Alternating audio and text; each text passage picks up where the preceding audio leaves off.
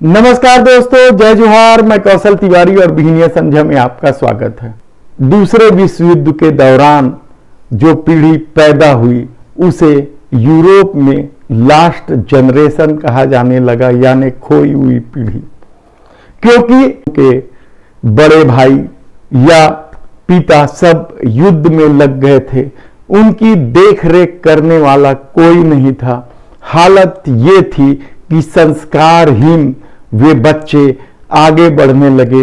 व्यवस्था को लेकर उनके बीच घोर निराशा थी और वे उपद्रवी होने लगे।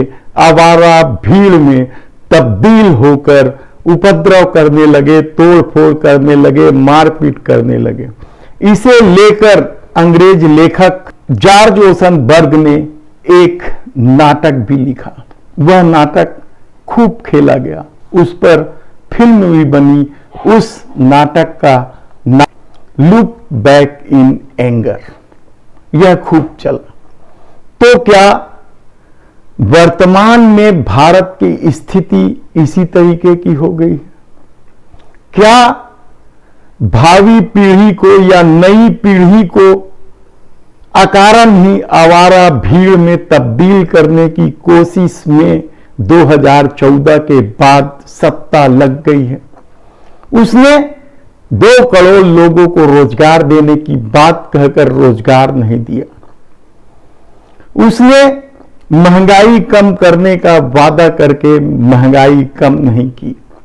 अच्छे दिन के वादे मटिया मेट हो गए और युवा पीढ़ी को धर्म और राष्ट्रवाद के नाम में आवारा भीड़ में तब्दील कर दिया गया और हालत ये हो गई कि हर घर हत्यारा पैदा होने लग गया। धर्म के नाम पर इस दौर में सत्ता अपनी असफलता से लोगों का ध्यान हटाने की कोशिश की। तब सवाल ये है कि क्या देश के प्रधानमंत्री को 24 घंटे चुनावी मूड में होना चाहिए? 50 दिन से अधिक हो गए। 3 मई से चालू मणिपुर में हिंसा की खबर अभी तक थम नहीं रही है। रोज हिंसा की खबरें आ रही है। हिंसा की आग में मणिपुर जल रहा है, लेकिन देश के प्रधानमंत्री नरेंद्र मोदी केवल चुनावी मूड में हैं। उन्हें चुनाव जीतना है, इसलिए वे चुनावी दौरे पर हैं। कमोबेश यही स्थिति देश के गृह मंत्री अमित शाह की भी है और उनके पार्टी के अध्यक्ष तो वही करते हैं जो शायद अमित शाह या नरेंद्र मोदी कहते हैं। ऐसी परिस्थिति में जब मणिपुर हिंसा की आग में जल रहा है, तब विपक्ष के नेता राहुल गांधी मणिपुर जाते हैं। महिलाएं उनसे मिलने के लिए रोती कलपती रहती है, लेकिन सरकार उनका रास्ता रोक देती है। भारत जोड़ो यात्रा के बाद से राहुल गांधी जिस ढंग से लोगों के दिलों में राज करने लगे हैं, उससे क्या भारतीय जनता पार्टी भयभीत हो चली है? यकीनन ऐसी डरी हुई सरकार आपको कहीं देखने को नहीं मिलेगी। ये आम लोगों का अब दावा है और परसेप्शन भी बन गया है। शायद यही वजह है कि अब देश के प्रधानमंत्री नरेंद्र मोदी चुनाव जिताने के लायक नहीं रह गए हैं। लेकिन राजनीति इन सब बातों के लिए तैयार नहीं है और भारतीय जनता पार्टी कतई तैयार नहीं है। शायद यही वजह है कि देश की समस्याओं से दूर चुनावी मूड में देश के प्रधानमंत्री लगे हुए हैं। एक सवाल जो अमेरिका में पूछा गया, उसे लेकर किस तरीके से बवाल मचा है, वह किसी से छिपा नहीं है।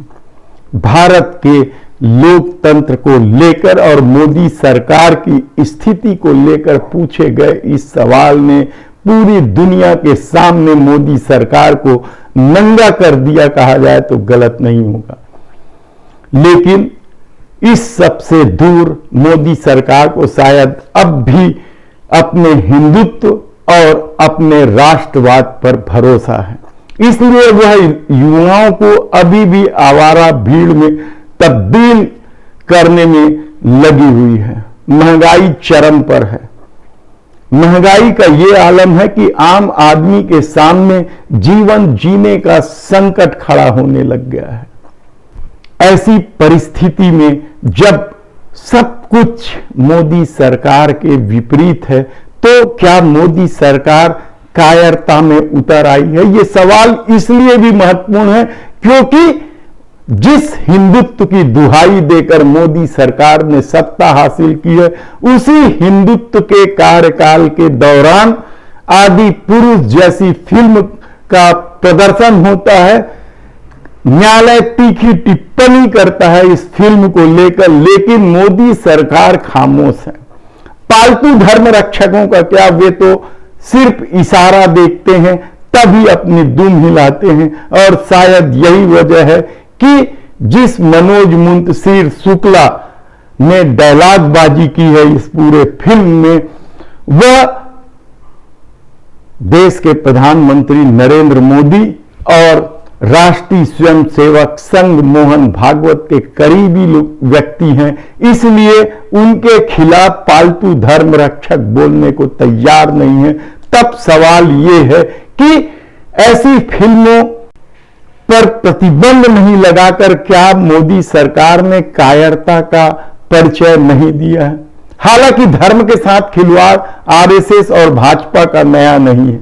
हमने अपने पुराने एपिसोड में कितनी बार आपको उदाहरण देकर बताया है कि इस देश में धर्म के साथ सबसे ज्यादा खिलवाड़ कोई करता है या धर्म के नाम पर अधर्म का काम सबसे ज्यादा कोई करता है, तो वह भारतीय जनता पार्टी और आरएसएस है। लेकिन झूठ और अफवाह के आश्रय नफरत की जो राजनीति 2014 के बाद से शुरू हुई, उसकी वजह से देश किस स्थिति में पहुंच गया है आप सोच नहीं सकते।